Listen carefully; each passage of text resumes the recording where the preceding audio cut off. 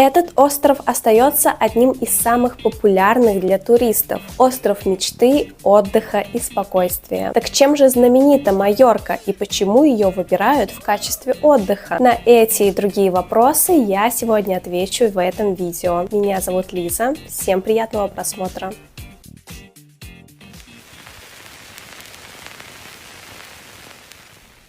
Майорка расположена в Средиземном море и принадлежит Испании. Здесь довольно-таки мягкий и хороший климат, не холодные зимы и совсем не жаркое лето. А туристический сезон здесь длится 7 месяцев с апреля по октябрь. Наибольший приток туристов выпадает на июль и август.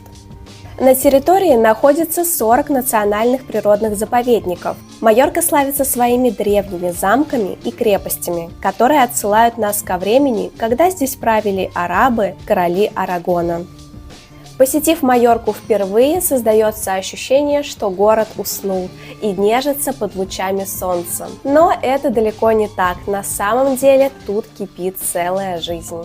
И раньше этот остров со всем своим буйством красок когда-то был тайным местом для путешественников. Но тайна стала явной, и в середине 20 века Майорка стала достоянием всего цивилизованного мира. Остров является одним из самых популярных курортов мировых знаменитостей, политиков и состоятельных людей. Столица острова – Пальма-де-Майорка, один из самых поразительных культурных городов всей Испании.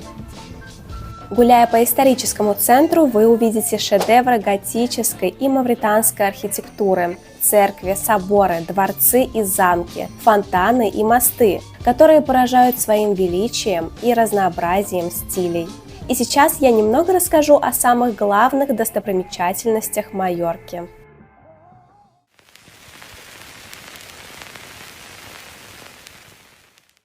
Строительство главного памятника Пальма-де-Майорки началось в начале XIII века и продолжалось более 400 лет, что отразилось на внешнем облике готического здания. Отчетливо видно влияние Ренессанса, барокко и, конечно же, вкрапление мавританского наследия. В начале XX века над реставрацией собора работал Антоний Гауди, суперзвезда архитектуры модерна.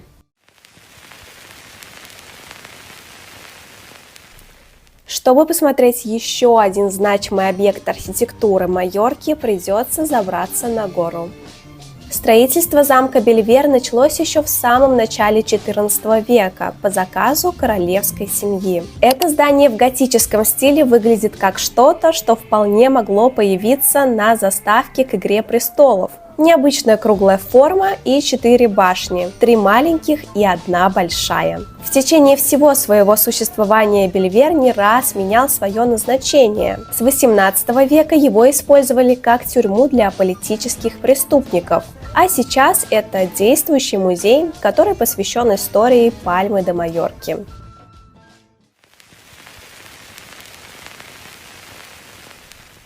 Майорка также славится своими пещерами. Одна из самых красивых и любимых туристами – это пещера дракона. Она находится на востоке и отличается своими формами и рельефами. Вообще, это целая череда пещер с несколькими подземными озерами. И кое-где, может, даже повезет увидеть наскальные изображения. Вместе с цветной палитрой подсветки все это создает поистине головокружительное зрелище. Иногда здесь даже дают короткие концерты классической музыки. В общем, ощущения незабываемые.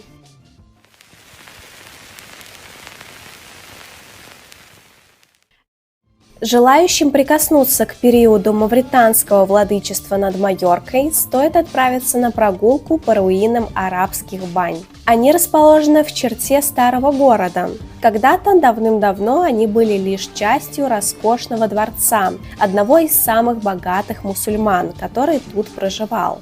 А по другой версии, они принадлежали современной Аль-Мудайне. Бани относятся к X-XI векам и прячутся посреди пышного сада, утопая в зелени.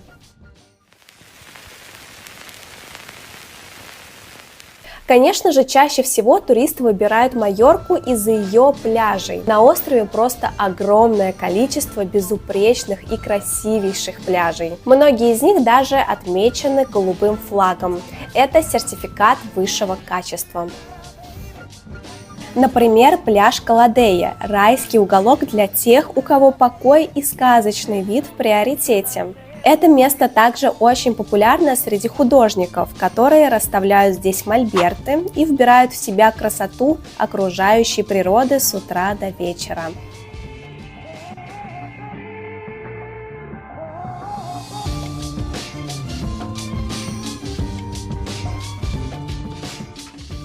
Ну что ж, на этом мое видео подошло к концу. Напишите в комментариях, были ли вы на Майорке и какие еще интересные факты вы знаете про этот остров. А также не забывайте подписываться на мой канал и ставить кнопку в топ. С вами была Лиза. Всем пока!